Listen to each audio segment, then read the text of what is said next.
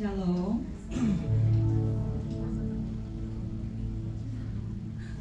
Berbeda sekali suasananya ya.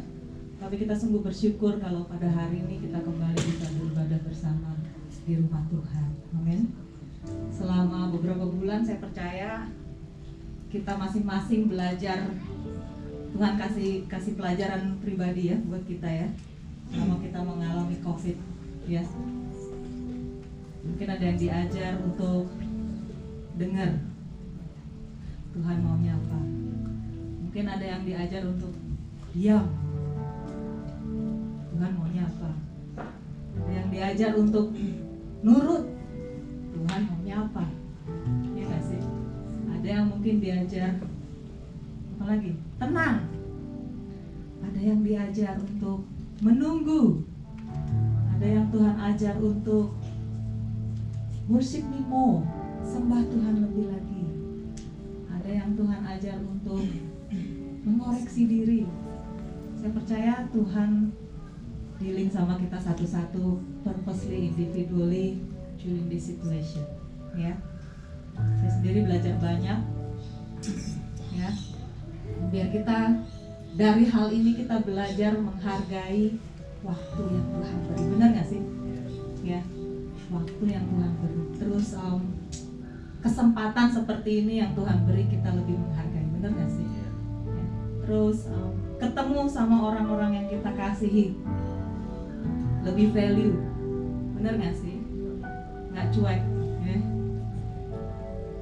Banyak yang Tuhan ajarkan dalam hidup kita selama beberapa bulan belakangan ini ya.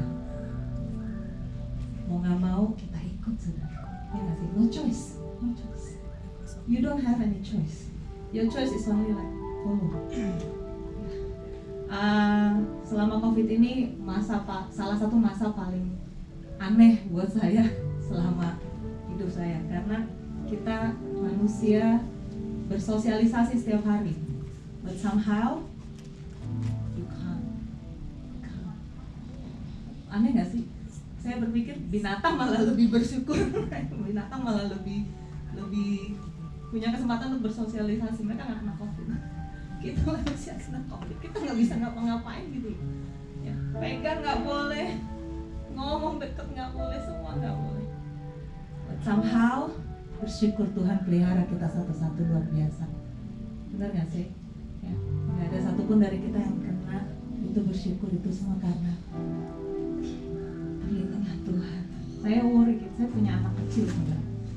Saya worry banget di sekolah.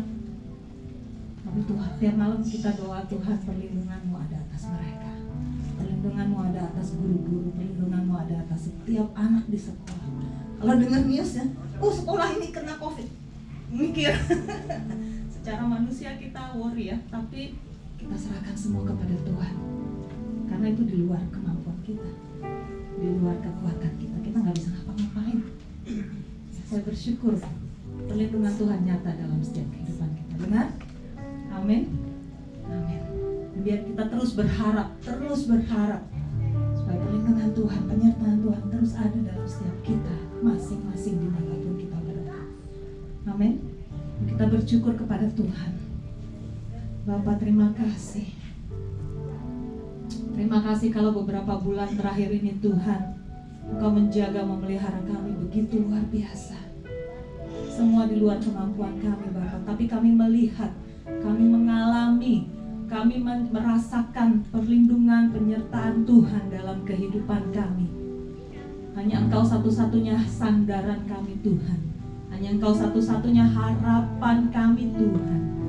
Dan hanya Engkau satu-satunya Tuhan yang berkuasa, yang hidup atas segala yang ada di dunia ini. Terima kasih Bapak, kami patut mengucap syukur kalau pagi hari ini kami kembali boleh kumpul di rumah Tuhan, ibadah bareng-bareng Tuhan. Itu semua karena anugerah-Mu. Kami patut bersyukur mengembalikan segala kemuliaan bagi Tuhan. Terima kasih Bapak, terima kasih. Layakan kami kembali pagi hari ini, sucikan, kuduskan kami, biar kami boleh menghargai lebih lagi waktu-waktu yang Tuhan berikan buat kami, untuk kami beribadah, untuk kami bersama-sama bersekutu, bersama-sama dalam keluarga Allah. Terima kasih Tuhan, kami ucap syukur. Kami berserah ibadah kami dari awal sampai akhir. Engkau yang menjadi penguasa, Engkau yang menjadi superstar, Engkau yang menjadi fokus Tuhan. Ucap syukur, ucap syukur Tuhan. Tuhan, kami berserah buat saudara-saudari kami yang dalam perjalanan. Tuhan, penyertaan-Mu juga ada atas mereka. Terima kasih Bapa, terima kasih. Kami bersyukur Bapa. Kami bersyukur untuk kebaikan.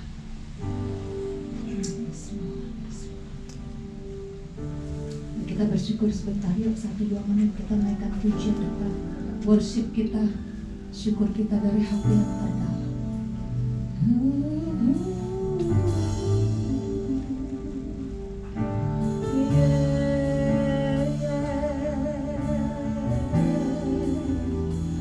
Kami bersyukur Tuhan.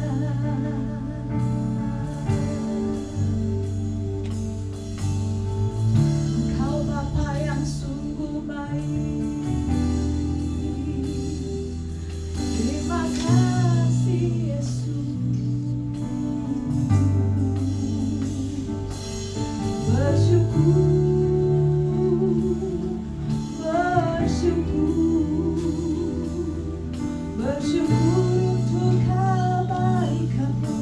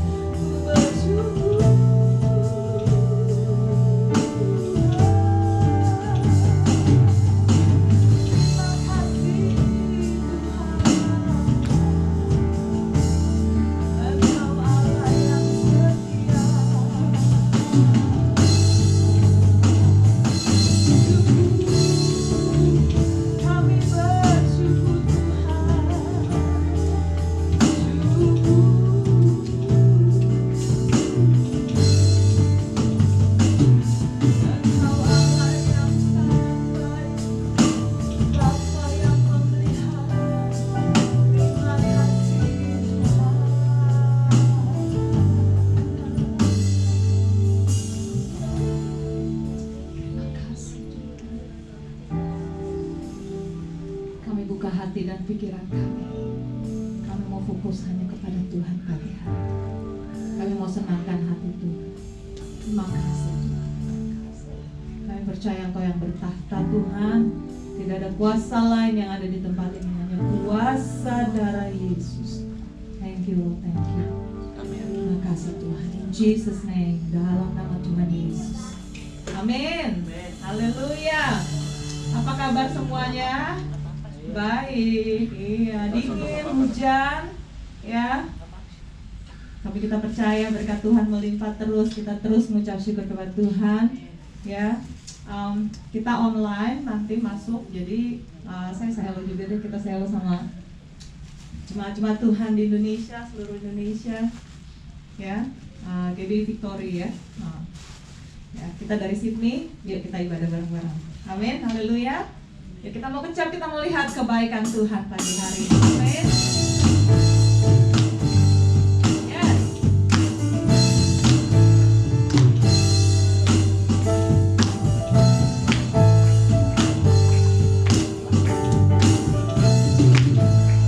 Mari katakan. Ucaplah dan lihatlah betapa baiknya Tuhan itu. Amin. Rasakan dan nikmati.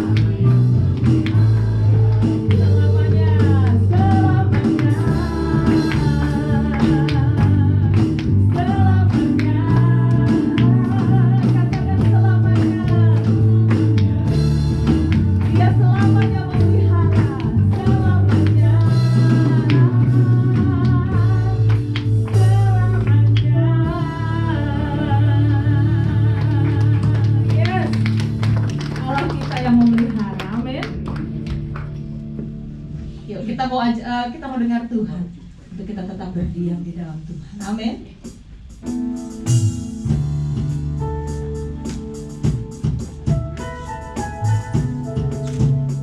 Haleluya.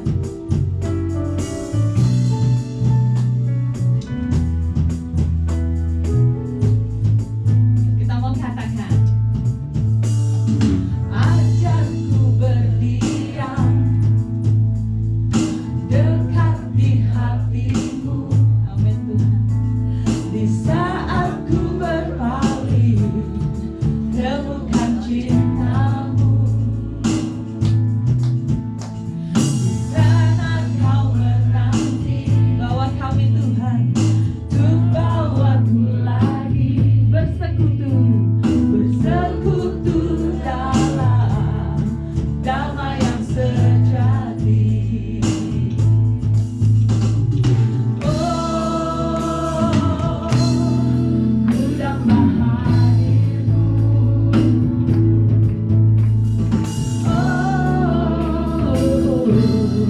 Inilah hidupku, katakan hidupku, hidupku hanyalah untukmu. Segenap hatiku ragu akan kebaikanmu. Katakan nafasku, amin, menceritakan kasihmu. Ajarku berdiam, amin, di hatimu.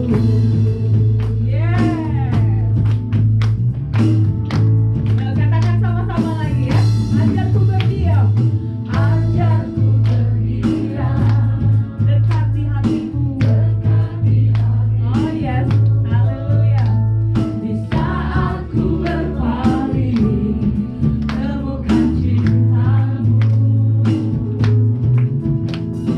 Dan kau menanti, bawa kami lebih Tuhan. Amin. Bersekutu dalam damai yang sejati. Katakan, ku dambah hadirmu. Katakan, rindukan ini. Inilah rinduku, hidupku, hidupku hanyalah untukmu. Segenap hatiku kagum akan kebaikanmu. Dan nafasku menceritakan kasihmu. Ajarku berdiam dekat di hati. Katakan hidupku Tuhan, hidupku hanyalah untukmu. Segenap hatiku kagum akan kebaikanmu. Dan kamarku menceritakan kasihmu.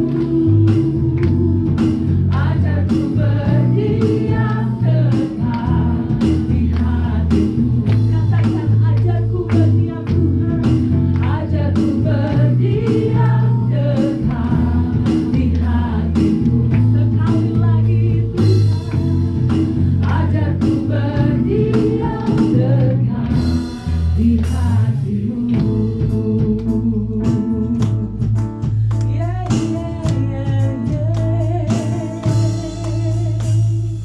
Amin, haleluya. Tuhan, kami mau terus berdiam di dalam hadirat-Mu. Kami mau terus berdiam dekat di hati, karena itulah sumber kekuatan kami. Terima kasih Tuhan. Terima kasih Tuhan. Yes Lord. Kami mau bersyukur.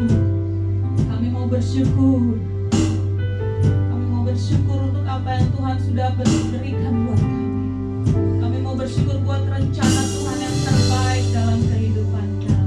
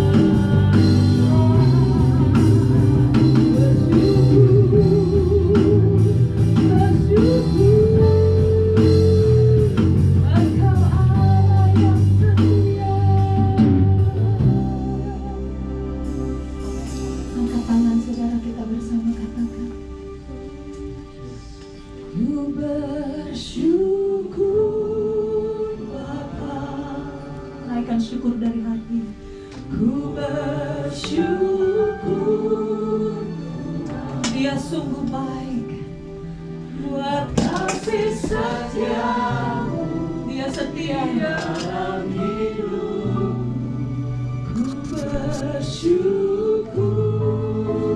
Dia Bapa yang setia.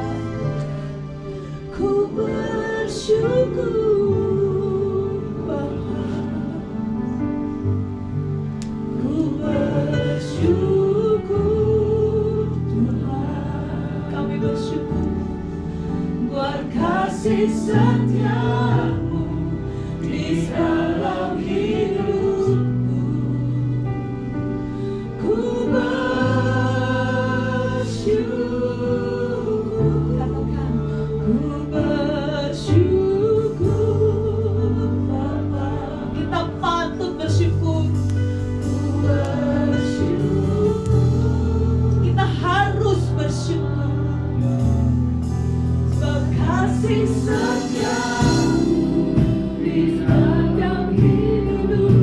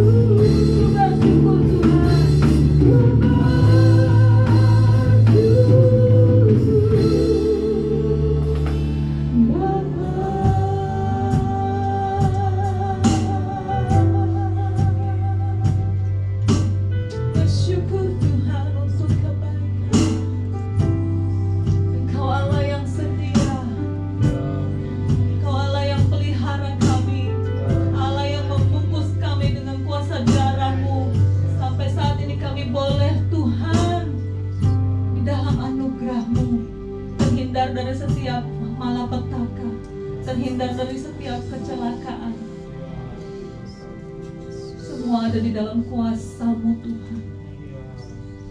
Kami tidak berdaya Tuhan. Kami nggak punya apa-apa. Kami nggak punya power Tuhan. Kami nggak punya kuasa untuk melawan segala sesuatu. Tapi kami punya Allah. Allah yang hidup, Allah yang dahsyat, Allah yang setia, nggak pernah tinggalkan kami. Tuhan, sungguh kami mengucap syukur. Ajar kami lebih lagi menghargai apa yang Tuhan berikan dalam hidup kami. Terima kasih Tuhan. Terima kasih Tuhan. Ucap syukur Tuhan. Thank you Lord. Thank you. Oh yes Tuhan. Kami percaya di dalam Engkau tiada yang mustahil. Kini aku percaya, katakan, tiada yang mustahil bagimu. Kuasa-Mu kuatkanku, dasarku berharap. Kini aku berserah pada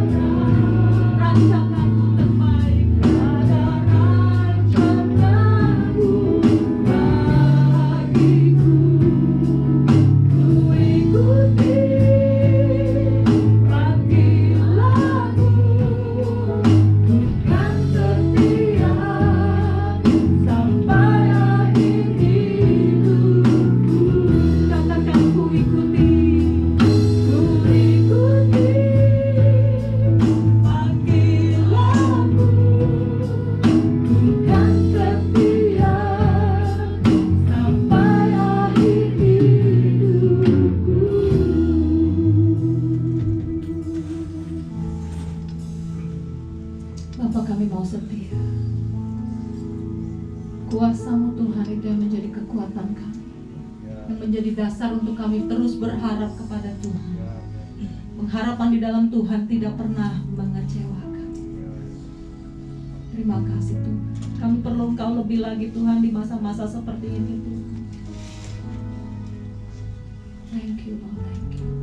Ucap syukur Tuhan. Mari Tuhan, Roh Kudus tetap kuasai kami, beri kami hikmat, beri kami hati yang lembut, mau dibajak oleh firman Tuhan, supaya benih firman Tuhan itu tertanam, bertumbuh, berbuah tetap untuk kemuliaan Tuhan, bisa dinikmati banyak orang Tuhan. Terima kasih Tuhan, terima kasih. Biar pengurapan-Mu terus ada atas setiap kami. Roh Kudus bekerja untuk setiap kami. Biar ibadah pagi hari ini tidak sia-sia Tuhan. Pengurapan-Mu juga ada atas hamba-Mu Pastor Anton Tuhan. Thank you Lord. We thank you Tuhan. We thank you. We thank you for this moment. We thank you for this togetherness. We thank you for this service. We thank you for this house, the house of God. We thank you, Lord. We thank you for every soul, every individual, every heart, every hunger. We thank you, Lord. We thank you. You satisfy us, Lord. You satisfy us. You satisfy us. You satisfy us. Yes, Lord, yes. Yes, kami mau terus semangat di dalam Tuhan. Terus semangat. Thank you, Lord. Thank you. In Jesus' name. In Jesus' name. In Jesus' name. Mari bersama kita katakan amin. Haleluya. Beri kemuliaan bagi Allah kita. Yes. Oke, silakan duduk. Mungkin gak kasih high five, tapi say hello sebelah kiri. Haleluya. Firman Tuhan akan disampaikan oleh Pastor Anton. Silakan Pastor.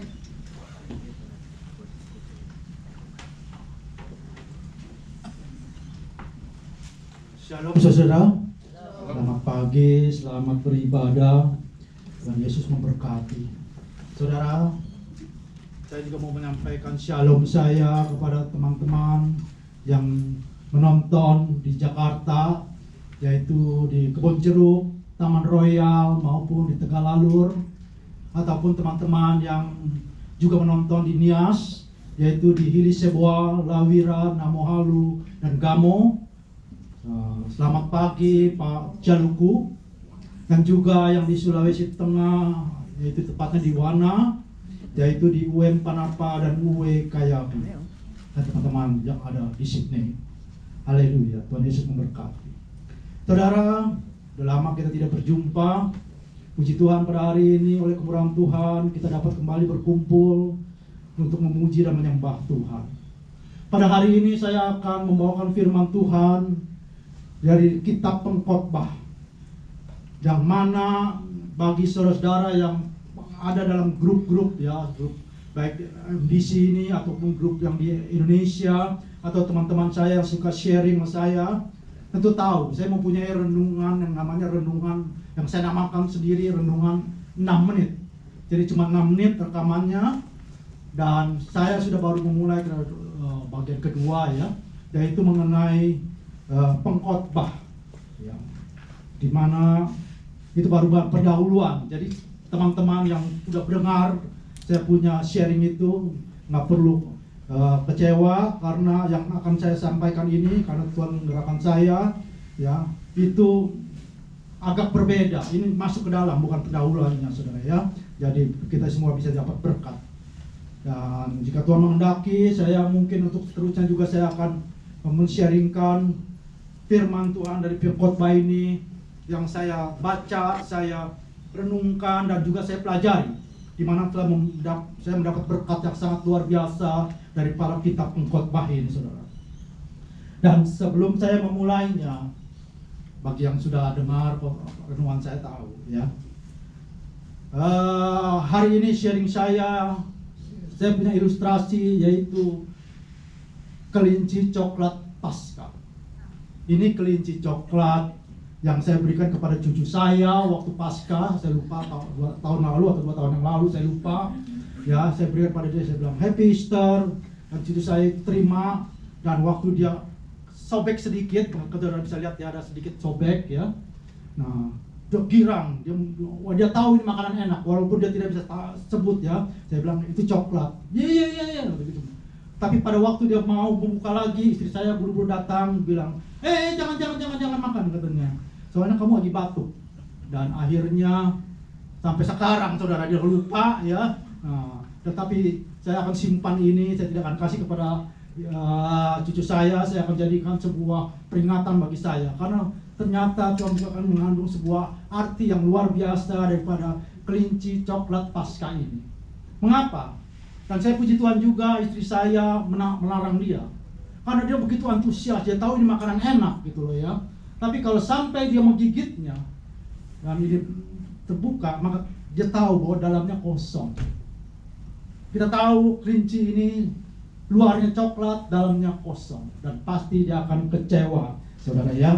Nah, kosong, sia-sia, tidak berguna, hampa, sebuah kebodohan, praktek yang sia-sia. Itu sebenarnya sering terjadi dalam kehidupan setiap orang.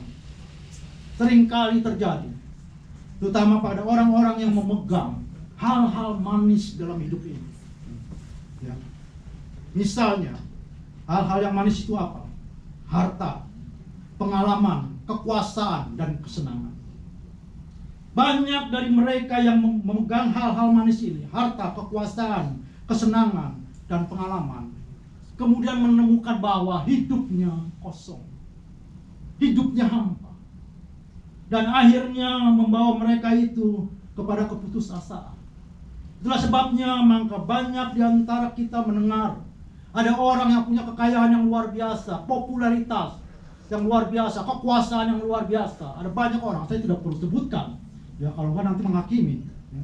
Tetapi karena merasa dirinya kosong, walaupun banyak uang, walaupun sangat terkenal, mereka akhirnya terjun kepada drug ataupun kepada narkoba, bahkan mereka bunuh diri. Mengapa? Karena hidupnya rasanya kosong, hampa, tidak ada apa-apanya, sia-sia. Pekerjaan yang tidak ada gunanya, kebodohan. Itu yang banyak terjadi dalam kehidupan manusia di muka bumi ini. Saudaraku, kira-kira 3.000 tahun yang lalu, Salomo sudah membicarakan mengenai dilema manusia ini. Kitab Pengkhotbah yang akan kita baca nanti ya adalah kitab yang berisi khotbah tertulis Salomo. Dan dia ingin membawa kita kepada pengalaman-pengalaman hidupnya, yang mana dalam usahanya untuk mencari kebahagiaan, di mana dia dengan berusaha, dia uji, bahkan dia rasakan, dia merasakan bahwa yang dia terima adalah sebuah kehampa-hampaan. Hidupnya tak ada artinya, hampa, kosong, sia-sia, praktek yang sia-sia. Mari kita buka dulu Pengkhotbah 1 ayat 1 sampai 3 kita akan baca, dan kemudian kita loncat ke Pengkhotbah 12 ayat yang ke-13. Saya akan bacakan dari sini boleh lah. Atau dari ini aja ya, saya ya, lebih gampang saja. Pengkhotbah 1. Inilah perkataan pengkhotbah anak Daud, raja di Yerusalem. Ayat 2, kesia-siaan belaka, kata pengkhotbah, kesia-siaan belaka, segala sesuatu adalah sia-sia. Ayat 3 menarik. Apakah gunanya manusia berusaha dengan jerih payah di bawah matahari? Sebuah pertanyaan yang bagus sekali. Dan kemudian kita loncat ke ayat yang kedua, pasal 12, ayat yang ke-13, yaitu akhir daripada khotbah tertulis Salomo. Kalau yang ayat 1 tadi adalah awal daripada khotbah tertulisnya. Nah, dalam ayat yang ke-13 pada pasal 12 berkata, akhir kata dari segala yang didengar ialah takutlah akan Allah dan berpeganglah pada perintah-perintahnya, karena ini adalah kewajiban setiap orang. Saudara, saya tertarik dari pasal pertama, yaitu ya perkataan segala sesuatu adalah sia-sia. Segala sesuatu adalah sia-sia. Apa gunanya orang bersusah payah di bawah terik matahari? Luar biasa. Saya renungkan. Tapi kemudian setelah saya merenungkan, saya merasakan bahwa seakan-akan bahwa Salomo sedang berbicara hal-hal yang negatif, pesimis. Ya, kalau saudara membaca kitab Salomo gitu. Dan kemudian pada penghujung khotbahnya yang tertulis itu, puji Tuhan, dia berkata bahwa akhir kata dari segala yang didengar ialah takutlah akan Allah dan berpeganglah pada perintah-perintahnya, karena inilah kewajiban setiap orang. Tapi saya merenungkan, tertarik perkataan kewajiban setiap orang. Dia tidak berkata kewajiban orang-orang yang takut akan Tuhan. Dia tidak bicara kewajiban orang-orang yang baik. Dia tidak bicara bahwa kewajiban orang-orang yang jahat. Dia tidak bicara bahwa kewajiban orang-orang yang percaya Kristus. Tidak. Tapi dia cuma berkata kewajiban setiap orang yang percaya. Takutlah akan Tuhan dan berpeganglah pada perintah-perintahnya, karena itu adalah kewajiban setiap orang. Mari kita tundukkan kepala kita berdoa sebentar. Bapa, terima kasih untuk Tuhan pada hari ini, kesempatan yang Kau berikan kepada kami untuk mendengarkan sebagian daripada firman-Mu. Kuduskan dan layakan hati kami, kuduskan dan layakan hati hamba-Mu, dan biarlah setiap kebenaran-Mu saja yang hamba-Mu sampaikan, dan jadikan kami pemenang-pemenang dalam kehidupan ini, sehingga nama-Mu yang dipermuliakan. Dalam nama Tuhan Yesus kami siap mendengarkan. Haleluya, amin. Salomo berkata, kewajiban setiap orang. Setiap orang siapa? Dan saya merenungkan dan saya menemuinya, yaitu kewajiban setiap orang yang ingin dalam hidupnya itu mendapatkan yang namanya kepuasan sejati dan kebahagiaan kekal. Bagi mereka yang ingin akan mendapatkan kepuasan sejati dan kebahagiaan yang kekal, penting untuk takut akan Tuhan dan berpegang pada perintah-perintahnya. Itu kesimpulan kesimpulan Salomo pada waktu dia mengakhiri khotbah tertulisnya. Saudaraku, kita akan mempelajarinya dan kita akan melihat bagaimana dari biografi riwayat hidup daripada Salomo ini, orang yang sangat luar biasa, ya. Saudara tahu Salomo itu siapa? Yaitu orang yang sangat luar biasa, raja yang luar biasa di Israel, anak dari Raja Daud. Nah, kita akan memetik pelajaran dari sana, ya. Saudaraku, yang pertama, Salomo seakan-akan berkata bahwa kehidupan tidak ada artinya bila terpisah dengan Allah. Wow. Saudara tahu siapa itu Salomo? Ingat, Salomo seakan-akan adalah orang yang memiliki segala-galanya. Salomo memiliki kepandaian yang luar biasa, Alkitab mencatat. Salomo mempunyai kekuasaan yang sangat luar biasa. Dan bahkan Salomo mempunyai kekayaan yang sangat luar biasa. Sampai raja-raja di sekitar dia datang untuk melihat kemewahannya dan berguru sama dia karena kepandaian yang luar biasa, hikmatnya yang luar biasa. Tetapi orang yang luar biasa ini, Salomo, dan khotbah tertulisnya dia berkata pertama yang kita dapat pelajari, bahwa kehidupan tidak ada artinya bila terpisah dari Allah. Mengapa dia bisa berkata begitu? Salomo teringat bahwa sepanjang hidupnya dia seakan-akan terpisah dari Allah.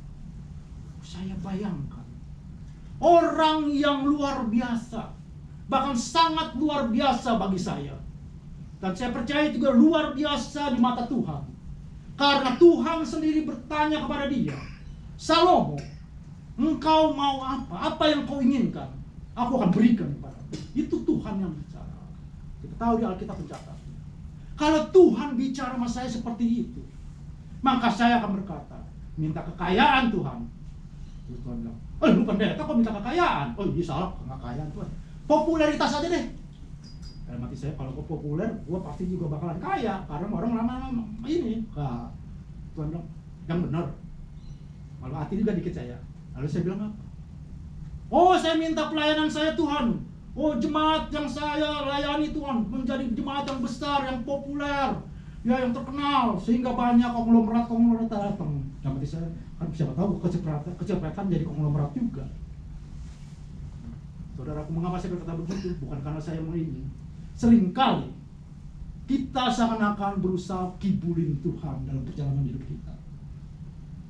Pada waktu Tuhan tanya kita, seringkali kita seakan-akan rohani dan sebagainya. Padahal sebuah hal yang harus kita pelajari baik-baik. Jangan coba kibulin Tuhan, karena itu akan menipu diri kita sendiri. Saudaraku yang dikasihi Tuhan Yesus, pada waktu Tuhan tanya kepada Salomo, apa yang kau inginkan? Jawaban Salomo luar biasa. Hikmat Tuhan.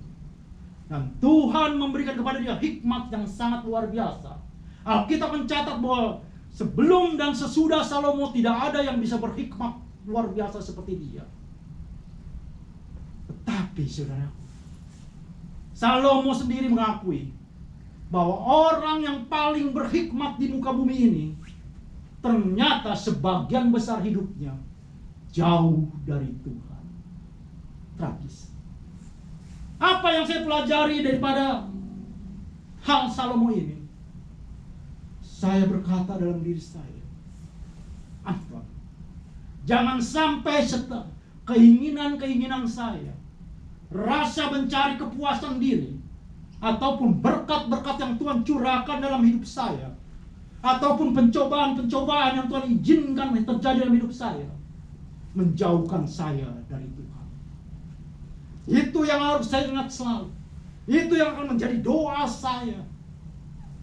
Karena orang yang paling berhikmat di muka bumi ini ternyata sebagian besar hidupnya jauh dari Tuhan. Syok saya. Jadi yang pertama saudara, yang kita pelajari, Salomo mau mengatakan kepada saya dan kepada kita semua bahwa hidup akan menjadi tidak berarti apa-apa pada waktu kita terpisah dengan Tuhan. Saudara, yang kedua, apa yang dapat kita dapatkan dari pelajaran kita mengenai biografi Salomo ini? Salomo seakan-akan mengatakan kepada kita semua, terutama pada saya, bahwa segala sesuatu yang bersifat sementara haruslah dilihat dari segi kekekalan. Segala sesuatu yang bersifat sementara haruslah dilihat dari segi kekekalan. Tadi saya mengatakan bahwa khotbah tertulis Salomo itu seakan-akan kelihatannya seperti pesimis atau bicara selalu negatif aja. Sia-sia lah, hampa lah, apa gunanya lah. Tapi sebenarnya dia sedang berkata, menekankan, bahkan menegaskan kepada saya dan kepada kita semua, bahwa yang namanya pengetahuan, yang namanya hubungan antar sesama, yang namanya pekerjaan, dan yang namanya kesenangan, itu berharga dan perlu. Tetapi harus pada tempatnya yang tepat. Jadi saya juga mendapatkan sesuatu yang luar biasa mengenai ini, bahwa pengetahuan, hubungan, pekerjaan, kesenangan berharga dan perlu. Tetapi saya harus menaruhnya di tempat yang tepat. Mengapa begitu? Tadi saya baru berkata kepada saudara, ada banyak orang yang kaya, populer, hebat, luar biasa, berkuasa, bunuh diri, atau makan obat-obatan overdosis, mati. Mengapa? Karena mereka menempatkannya tidak pada tempat yang tepat. Kalau kita tidak menempatkan pada tempat yang tepat, itu yang akan terjadi. Ya. Kekayaan kita, kehebatan kita, kepopuleran kita akan menjadi sia-sia. Saya nggak usah sebutkan, tapi saudara tahu ada banyak orang yang seperti itu terjadi di muka bumi ini. Jadi saudaraku, saya harus berkata dalam diri saya, apapun yang saya lakukan, seperti saya dalam pekerjaan saya, ataupun di dalam rumah tangga saya, ataupun di dalam saya beribadah, bergereja, bermelayani, saya harus selalu bertanya, untuk apa semuanya itu? Untuk apa semuanya itu? Sebab jawaban saya menentukan akan apa yang akan saya dapat, apakah yang saya lakukan sekarang ini adalah untuk hal-hal yang bersifat kekal, atau cuma untuk hal yang bersifat sementara. Saudara mengerti yang maksud dengan sifat sementara ya, kebanggaan hidup dan sebagainya. Atau bahkan malah untuk hal-hal yang sia-sia atau kosong. Itu harus menjadi pertanyaan saya dalam saya menjalani hidup saya ini atau melayani. Ada banyak orang di muka bumi ini yang hidupnya melakukan sesuatu yang sia-sia dan kosong, saudaraku. Mungkin dia tidak sadar. Ya, kalau saudara dengar ada orang berkata, hidup ya santai-santai aja, whatever will be lah, ngalir aja lah. Dia tidak tahu bahwa dia sebenarnya sedang membawa dirinya kepada kehidupan yang sia-sia dan kosong. Saudaraku, itu pertanyaan yang harus ada pada saya. Apakah sekarang saya membawakan firman Tuhan untuk sesuatu yang bersifat kekal atau sifat sementara? Karena jawaban saya menentukan hasil yang akan saya terima. Apakah yang saya lakukan sekarang ini untuk kemuliaan Tuhan, untuk memberkati sesama, atau cuma kepuasan ego saya? Ini yang harus selalu saya tanamkan dalam diri saya. Karena pengkhotbah mencatat segala sesuatu bersifat sementara harus dilihat dari segi kekekalan. Kalau tidak, kita akan mengalami yang namanya kosong, hampa, tidak ada gunanya. Saudaraku, pertama tadi kita sudah berkata bahwa kehidupan tidak ada artinya bila terpisah dari Allah. Dan tadi barusan saya menyampaikan segala sesuatu bersifat sementara harus kita lihat dari segi kekekalan. Dan yang ketiga, Salomo seakan-akan berbicara kepada saya, kepada kita semua, bahwa kepuasan sejati berasal dari pengetahuan bahwa apa yang sedang kita lakukan merupakan bagian dari tujuan Allah untuk hidup kita. Artinya begini, kepuasan sejati akan saya dapatkan bila saya mengetahui bahwa apa yang saya lakukan sekarang adalah merupakan bagian dari tujuan Tuhan dalam hidup saya. Itu. Jika saya mengetahui seperti sekarang saya membawakan firman Tuhan bahwa apa yang saya lakukan ini merupakan bagian dari tujuan Tuhan untuk saya dalam hidup saya ini, saudaraku, saya menemukan yang namanya kepuasan sejati. Mungkin reaksi orang berbeda dengan apa yang saya harapkan. Mungkin orang bisa mengecewakan saya. Mungkin orang bisa bicara apa saja mengenai saya. Tetapi selama saya tahu bahwa apa yang saya lakukan ini adalah merupakan bagian dari rencana Tuhan untuk hidup saya, it's okay. Mungkin keadaan kita dalam keadaan menderita, kita ya baik penyakit dan sebagainya. Tetapi selama kita tahu bahwa apa yang kita lakukan itu untuk tujuan Tuhan dalam hidup kita, tidak ada yang bisa menggoyahkan kita. Tidak ada yang bisa memisahkan kita dari kasih karunia Tuhan. Saudara, oleh sebab itu penting bagi kita untuk selalu mengetahui apa yang kita lakukan. Apakah yang saya lakukan ini sekarang? Untuk apa? Apakah yang saya lakukan ini merupakan bagian dari rencana Tuhan dalam hidup saya? Itu penting bagi kita, terutama bagi teman-teman yang melayani di Missio Dei Church. Ya, dan juga teman-teman yang datang. Ya. Karena kalau tidak, maka kita akan berkata hidup ini kosong, sia-sia, hampa, membosankan, menjenuhkan. Saudara, banyak daripada kita ya yang menginginkan yang namanya kebahagiaan sejati, mencari kebahagiaan sejati di muka bumi ini. Tapi pada waktu saya mempelajari kitab Salomo ini, Salomo seakan-akan berkata bahwa kebahagiaan yang sejati itu yang kita cari tidak mampu akan kita capai selama kita masih di muka bumi.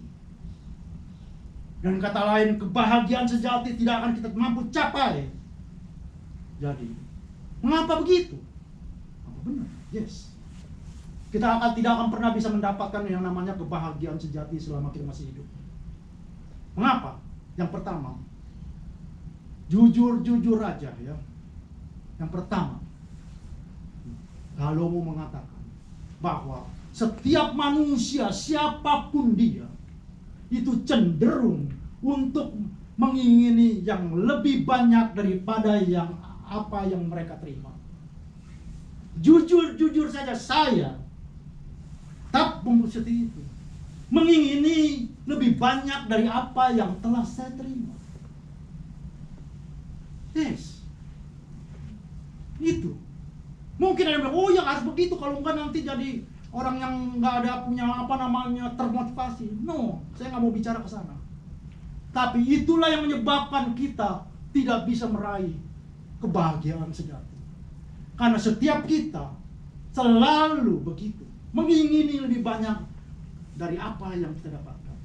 Dari mulanya misalnya tidak punya rumah, nyewa, begitu bisa beli rumah, kemudian pengen punya rumah yang lebih bagus, pengen punya rumah jadi 2. Yang tadi jalan kaki, kemudian pengen punya naik motor, pengen punya mobil, dan sekarang pengen punya mobil mewah. Saya pun begitu, saudaraku. Mengingini lebih banyak dari apa yang saya terima. Kita cenderung ke arah sana. Itu yang menyebabkan kita tidak bisa mencapai yang namanya kebahagiaan sejati. Hal kedua, mengapa kita tidak bisa mencapai kebahagiaan sejati? Peristiwa daripada COVID-19 ini, pandemi atau coronavirus, sebenarnya mengajarkan kita satu hal, yaitu bahwa keadaan yang di luar kendali kita. Ada keadaan yang di luar kendali kita, yang bisa merenggut apa yang kita miliki, yang bisa merenggut apa hasil yang kita hasilkan, bahkan bisa merenggut rencana-rencana matang yang sudah kita susun. Yaitu ada keadaan di luar yang di luar kendali kita. Saudaraku, 2 hal ini yang membuat kita tidak bisa mencapai yang namanya kebahagiaan sejati di muka bumi. Dan kita makanya harus tertuju mata kita kepada kebahagiaan kekal. Percuma saudara mau cari kebahagiaan sejati di muka bumi, tidak dapat.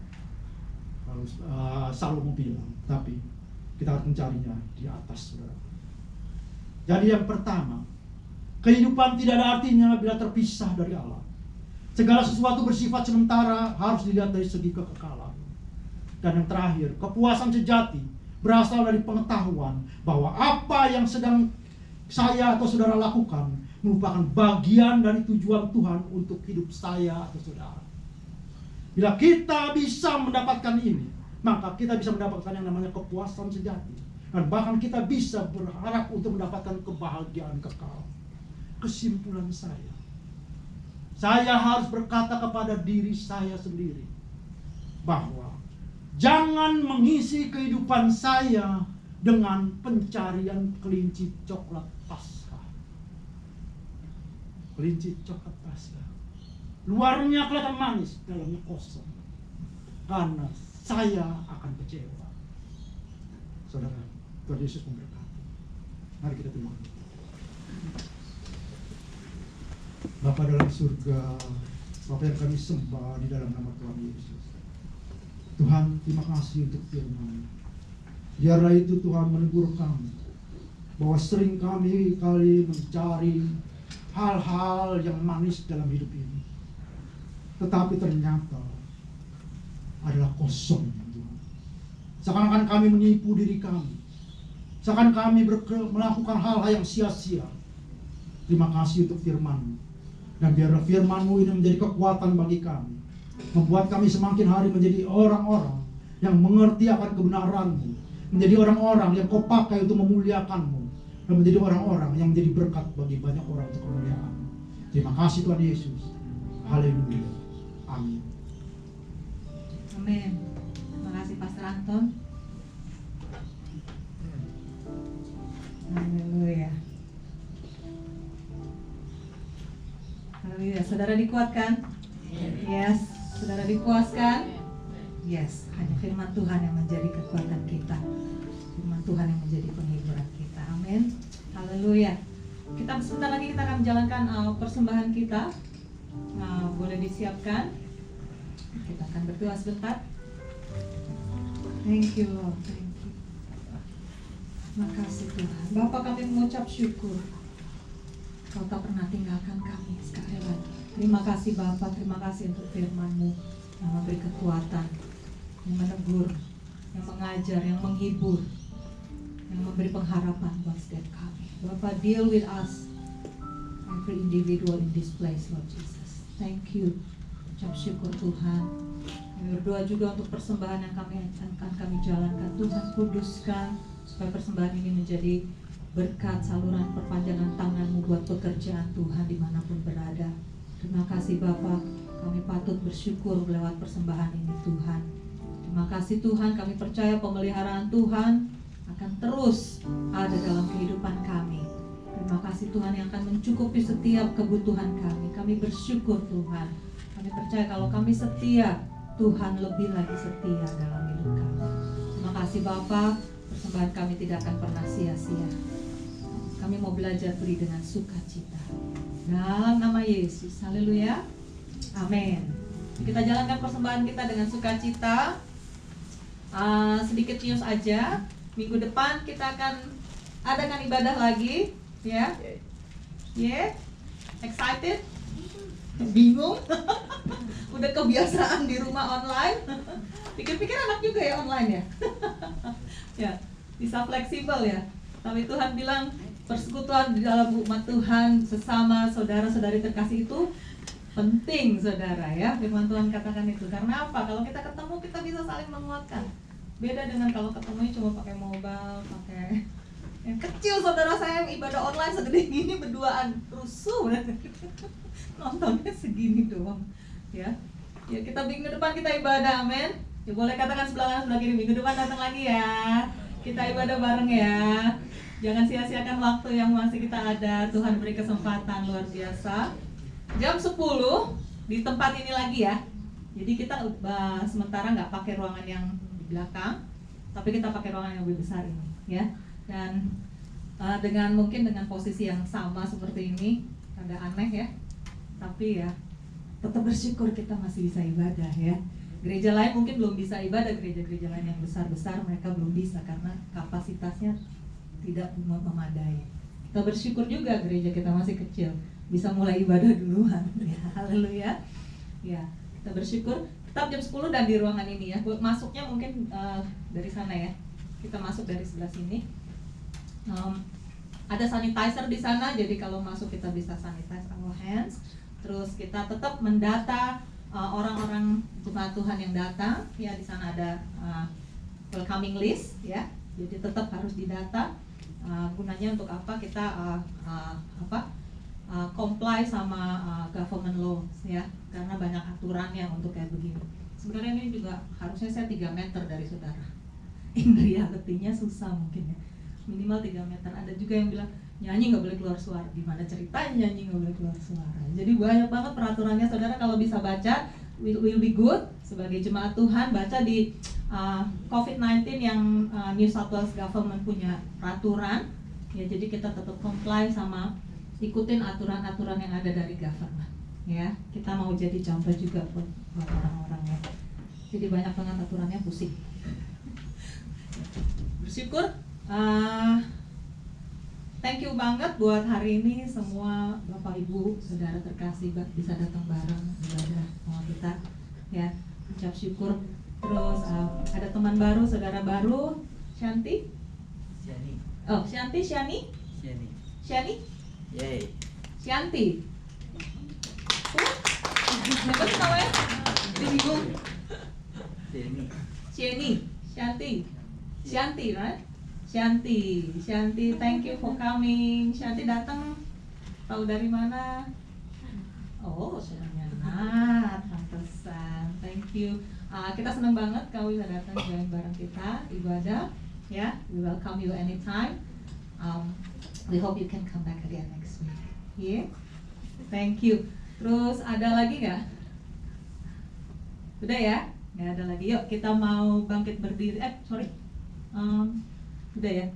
Pastor Anton buat doa syafaat dan doa pemberkatan penutupan ibadah buat kita. Ya.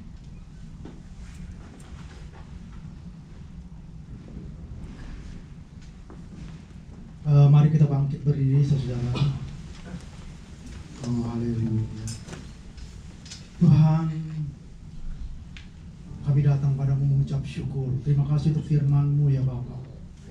Berikan kami hati seorang hamba dan pendengaran seorang murid. Dan berikan kami kemampuan untuk melakukan firman-Mu. Sehingga setiap apapun firman-Mu yang kau taburkan kepada kami, itu benar-benar menjadi berkat bagi kami. Sehingga nama-Mu yang dipermuliakan. Terima kasih Tuhan Yesus, terima kasih. Dan kami mau berdoa Tuhan untuk setiap anak-anak-Mu yang rindu untuk beribadah dengan Engkau, yang rindu untuk melayani Engkau, yang rindu datang untuk memuji dan menyembah-Mu. Bahkan siapapun mereka ya Bapa, dari tempat manapun Tuhan, Tuhan tolong. Biarlah Tuhan keadaan saat ini tidak menahan mereka untuk datang beribadah kepadamu. Berikan kami semua Tuhan yang mengasihi Engkau, yang rindu untuk mengenal-Mu, kekuatan dalam kami menjalani hari-hari kami. Sehingga bolehlah Tuhan kami Tuhan akan selalu berfokus kepadamu Tuhan. Karena kami tahu tanpa-Mu, terpisah dari Engkau Tuhan, kami hanya mencari hal-hal yang sesat di muka bumi ini. Mampukan kami Tuhan untuk menjadi orang-orang yang memuliakan nama-Mu. Mampukan kami untuk menjadi berkat bagi banyak orang. Dan tolong kami agar kami tidak melayani ego kami. Karena kami tahu bahwa ego kami itu terbatas hanya sampai pada nafas kami yang terakhir. Terima kasih Tuhan. Mampukan kami untuk dapat menemui Tuhan kebahagiaan kekal yang telah Kau sediakan bagi kami. Haleluya Tuhan Yesus.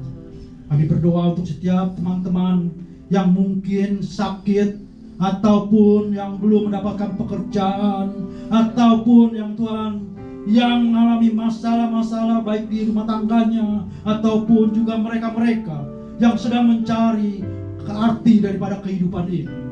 Tuhan, biarlah Engkau beracara, sehingga bolehlah Tuhan melalui mereka nama-Mu pun dipermuliakan. Terima kasih Tuhan Yesus, terima kasih. Jemaat yang dikasihi Tuhan Yesus, mari kita angkat tangan kita ke hadapan hadirat Tuhan, dan kita angkat hati kita kepada-Nya. Tuhan, kami percaya bahwa Engkau melindungi kami, bahwa Engkau menyinari kami dengan wajah-Mu dan memberi kami kasih karunia-Mu, bahwa Engkau menghadapkan wajah-Mu kepada kami dan memberi kami damai sejahtera. Jemaat yang dikasihi Tuhan Yesus, terimalah berkat daripada Bapa di surga, kasih daripada Tuhan Yesus Kristus, dan penyertaan daripada Roh Kudus menyertai kita dimanapun kita berada. Diberkatilah usahamu, diberkatilah rumah tanggamu, diberkatilah pekerjaanmu, diberkatilah setiap apa yang kau lakukan, berkatilah pelayananmu, dan percayalah Tuhan sendiri yang akan campur tangan dalam hidupmu, asalkan engkau mengikuti perintah-perintahnya dan takut akan Dia. Haleluya. Dalam nama Tuhan Yesus kami mengakhiri ibadah kami. Haleluya. Amin.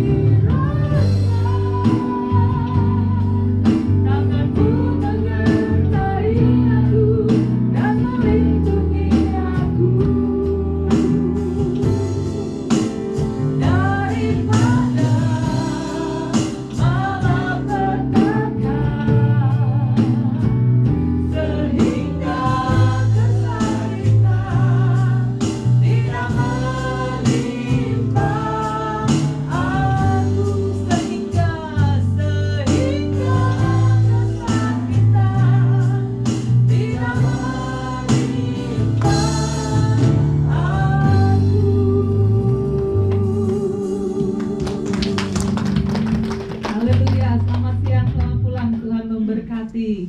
Amin.